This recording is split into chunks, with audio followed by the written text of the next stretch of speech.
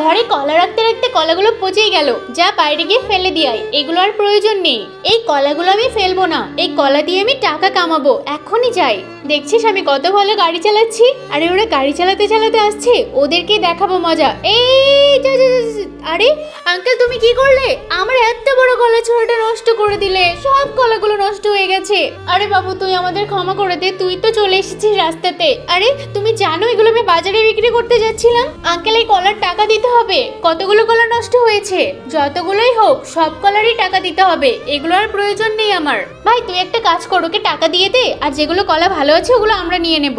এই নে, তোকে 500 টাকা দিলাম। ঠিক আছে, এই তো কলার কাঁধিটা এবার তুলে নিয়ে বাড়ি যাব। আরে এ কি, কলা তো আগের থেকেই নষ্ট ছিল। কি বলছিস কি? তার মানে ওই ছেলেটা আমাদেরকে মিথ্যে বললো? এই ধর ওকে ধর। আরে দেখ দেখ পালাচ্ছে। কি যে একটা অবস্থায় পড়ে গেলাম, পচা কলার জন্য 500 টাকা দিতে হলো। সব তোর জন্য হয়েছে।